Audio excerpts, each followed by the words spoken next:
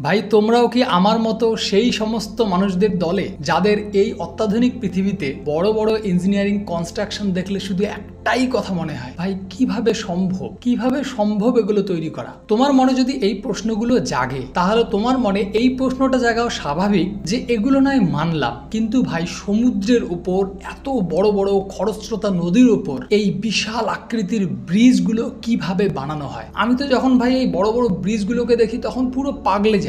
কিভাবে সম্ভব ভাই? ইঞ্জিনিয়াররা কিভাবে এই ব্রিজগুলো তৈরি করেছে? হ্যাঁ, যদি তোমরা জানতেই চাও তাহলে আজকের ভিডিওটা তোমাদের জন্য, কারণ আজকে আমি এই ভিডিওতে বলতে চলেছি সমুদ্রের উপর এবং বড় বড় খরস্রোতা নদীর উপর কিভাবে এই বিশাল আকৃতির ব্রিজগুলো তৈরি করা হয় এবং কিভাবে এই ব্রিজগুলো তৈরির সময় আসা শত শত চ্যালেঞ্জকে ইঞ্জিনিয়াররা মোকাবিলা করে চলেছে দিনের পর দিন।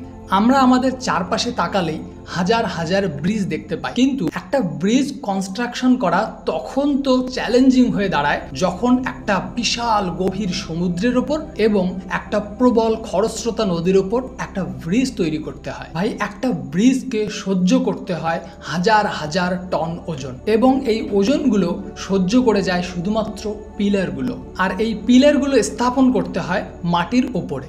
যেহেতু বিশাল গভীর একটা সমুদ্র বা নদীর উপর পিলার তৈরি করা হচ্ছে, সেখানে শত শত ফুট গভীরে গিয়ে সেই পিলারগুলো স্থাপন করতে হয়, যেটা খুবই চ্যালেঞ্জিং ইঞ্জিনিয়ারদের জন্য। এই বিশাল আকৃতির ব্রিজগুলো তৈরি করার জন্য ইঞ্জিনিয়ারদের খুবই জটিল কিছু প্রক্রিয়ার মধ্য দিয়ে যেতে হয়।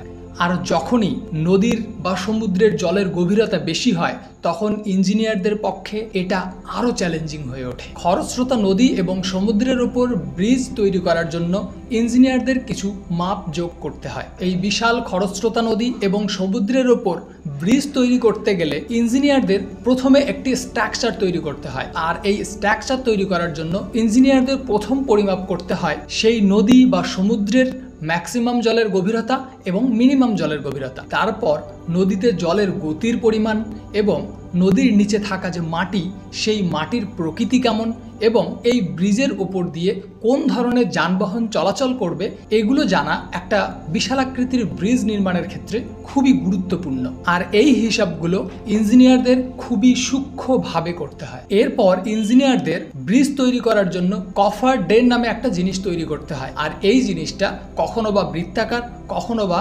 চতুর্ভুজাকৃতির হতে পারে। এবার ভাই তোমাদের মনে একটা প্রশ্ন আসতেই পারে যে এই কফার ডেন আবার কি, এটা আবার কোথা থেকে উড়ে আসলো? তো হ্যাঁ, এখন আমি তোমাদের বলছি এই কফার ডেন জিনিসটা কি। এটা তৈরি করার জন্য প্রথমে স্টিলের একটা লম্বা স্ট্রাকচার তৈরি করতে হয়। এরপর এই স্ট্রাকচারটা জলে নামিয়ে দেওয়া হয় এবং বিশাল বড় বড় যন্ত্রপাতির মাধ্যমে সেই স্ট্রাকচারটাকে জলের মধ্যে ডুবিয়ে দেওয়া হয়। তারপর যখন এই স্ট্রাকচারের ভেতরটা একটা জল রোধক জায়গা হিসেবে পরিণত হয়ে যায়, তারপর সেইখান থেকে সমস্ত জলগুলোকে পাম্পের মাধ্যমে শুকিয়ে ফেলা হয়, এবং যখন সেই জায়গাটা একেবারে শুষ্ক হয়ে যায় তখন সেখানে পিলার স্থাপনের জন্য কার্যক্রম শুরু করা হয়। তবে সব ব্রিজ তৈরির ক্ষেত্রে এই একইভাবে পিলার স্থাপন করা সম্ভব নয়। যেমন সমুদ্রে এই কফার ডেনটা স্থাপন করা একেবারেই সম্ভব নয়। তাই ইঞ্জিনিয়ারদের প্রথমে সেই সমুদ্রটাকে রিসার্চ করে বের করতে হয় সমুদ্রের উঁচু জায়গা কোথায় আছে।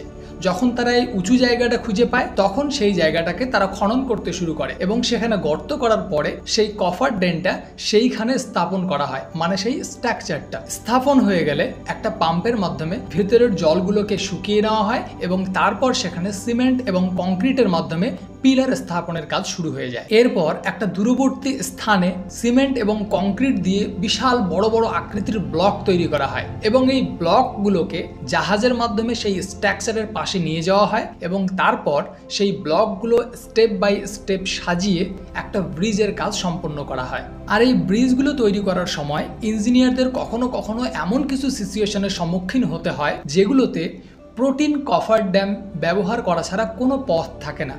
তুমি দেখতে পাচ্ছ যে এই প্রোটিন কফার ড্যামগুলোকে কিভাবে এক জায়গা থেকে অন্য জায়গায় নিয়ে যাওয়া হয় এবং সেগুলোকে রোটেট করে একটা ব্রিজের কাজে লাগানো হয়। এভাবেই দিনের পর দিন শত শত শ্রমিক এবং শত শত ইঞ্জিনিয়ারদের পরিশ্রমের ফলে আমরা একটা সুন্দর ব্রিজ উপহার পাই, আর যে ব্রিজ আমাদের জীবন চলাচলকে এতটা সহজলভ্য করে দিয়েছে। তো এই হলো একটা ব্রিজ তৈরির গোটা প্রক্রিয়া।